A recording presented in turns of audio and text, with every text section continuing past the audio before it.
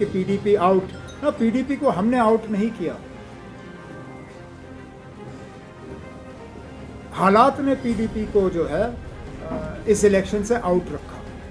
अब आप मुझे बताइए ना, साउथ कश्मीर की सीट आप बार बार पूछते हो कि साउथ कश्मीर की सीट पीडीपी को क्यों नहीं, मुझे बताइए ना, अब ये कहाँ की सियासत है कि जो पार्टी तीसरे नंबर पे आई इससे पहले वाले पार्लियामेंट इलेक्शन में, नंबर 1 पार्टी और नंबर 2 पार्टी दोनों अपना क्लेम छोड़ के तीसरे नंबर की पार्टी को वो सीट दे दें, और जिस सीट पे फिलहाल तो बीजेपी का कोई असर रसूख नजर नहीं आता।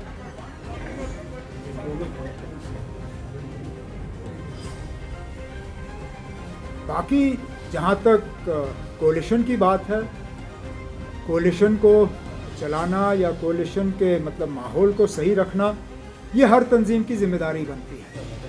मुझे ये बताइए ना, उनकी सीटों पे आपको बड़ी परेशानी होती है, लेकिन जब वो अपनी तकरीरों में या अपने ट्वीट्स पे या सोशल मीडिया पे नेशनल कॉन्फ्रेंस को बार बार निशाना बनाते हैं, उस वक्त आप लोग उनसे नहीं पूछते हो कि ये कहाँ की कोलिशन धर्मा है।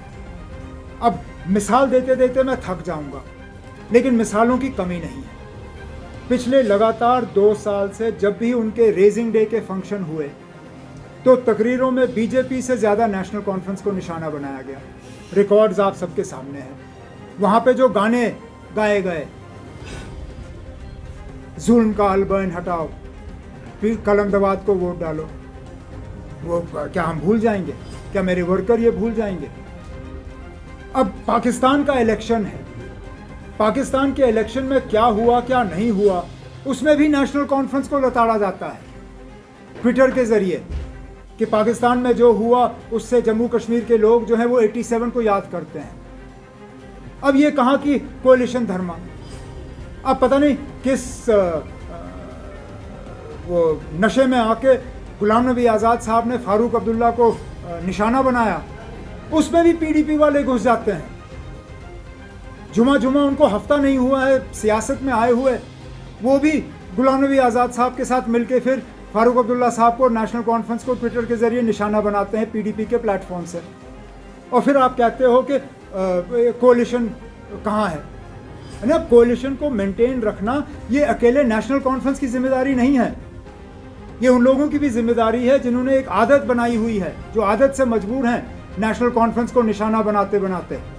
जब तक वो अपनी हरकतों से बाज नहीं आते, वो हमसे कोई ज़्यादा उम्मीद रख नहीं सकते। लेकिन इस बात के बावजूद भी कि हम लगातार उनसे ये उनके हमले के शिकार होते हैं, मैंने तब भी कांग्रेस को इस बातचीत के दौरान उनसे कहा है कि देखिए ना, 6 सीटों में ज़्यादा गुंजाइश है नहीं, लेकिन हम असेंबली में एक साथ काम करने के लिए दरवाज़ा खुला रखने के लिए तैयार हैं, लेकिन बशर्त ये कि हम देखें कि इस आने वाले पार्लियामेंट इलेक्शन में उनका रवैया कैसा रहेगा।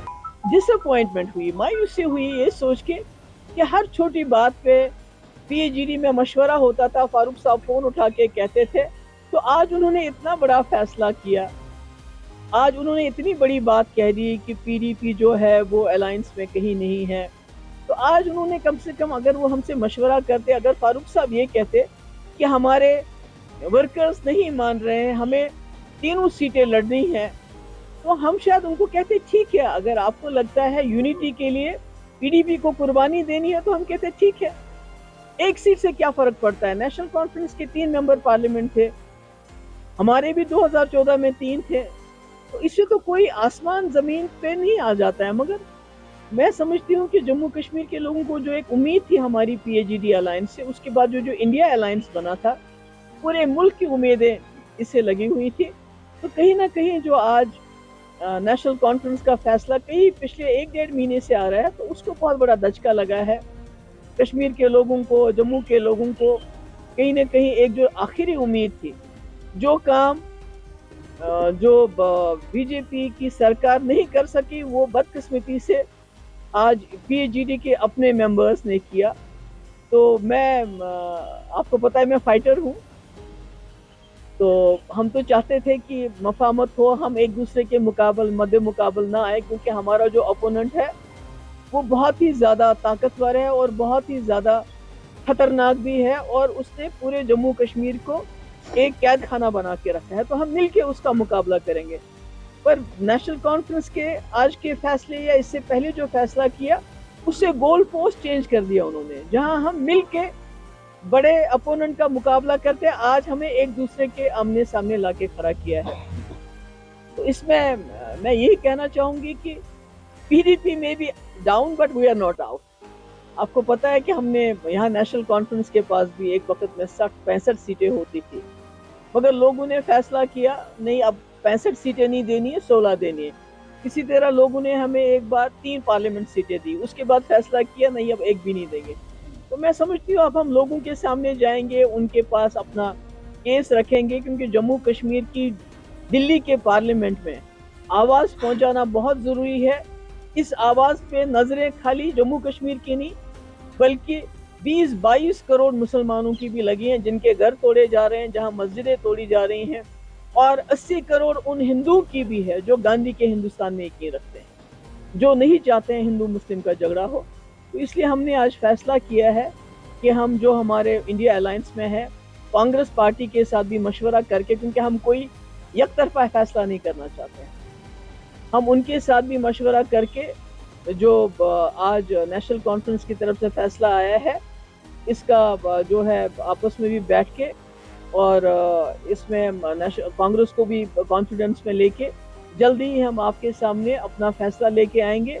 और मतलब तकलीफ तो होती है, जिस चीज़ को आपने 5 साल तक संभाल के रखा, संजो के रखा कि एक यूनिटी दिखाई, आज उस यूनिटी को तितर बितर होते हुए बहुत तकलीफ होती है, बहुत अफसोस होता है, क्योंकि हमें तो वो जो कैदी में हमारे नौजवान हैं उनके लिए लड़ना चाहिए, हमारे बच्चों के पासपोर्ट बंद होते हैं उसके लिए लड़ना चाहिए, हमारे नौजवानों के पेपर्स लीक होते हैं उनके साथ नौकरियां नहीं मिलती उसके लिए लड़ना चाहिए था, जम्मू कश्मीर के तशक्कुस के लिए हमें मिल के लड़ना चाहिए था।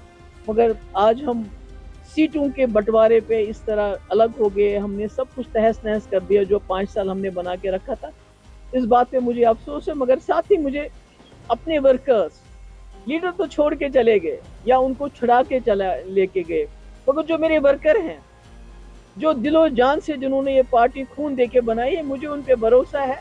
जिस तरह 2014 में उन्होंने पीडीपी को कामयाबी की एक नई ऊंचाइयों तक लेके गए, इंशाअल्लाह आने वाले वक्त में भी वो पीडीपी को नई ऊंचाइयों तक लेके जाएंगे, ये मुझे अपने वर्कर पे यकीन है और मैं इसके लिए उनको बार बार सलाम करती हूँ। Thank you so much. हमें तब भी मालूम था जब इन्होंने पीएचडी बनाया, हमें तब भी मालूम था ये कहीं ना कहीं अपनी कमज़ोरियां को छुपाने के लिए पीएचडी का गठन किया गया था।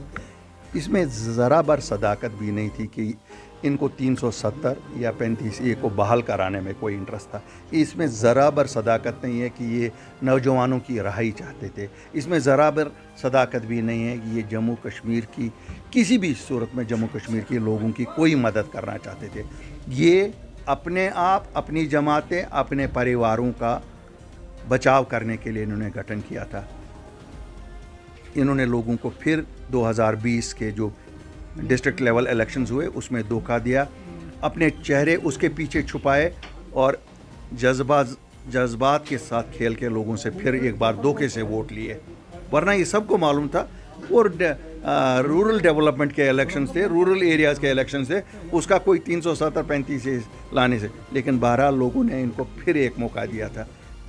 हम तब भी यही बोले, लेकिन सच सुनते नहीं हैं लोग और झूठ की ज़्यादा भरमार होती है। ये दुनिया ही है। कहते हैं ना, हमारे हिसाब से जिस मज़हब को मैं फॉलो करता हूँ तब ये कहते हैं ना, ये आखिर ज़माना है जहाँ क़यामत आने वाली है, तो तब ऐसे ऐसे लोग ही सामने आएंगे।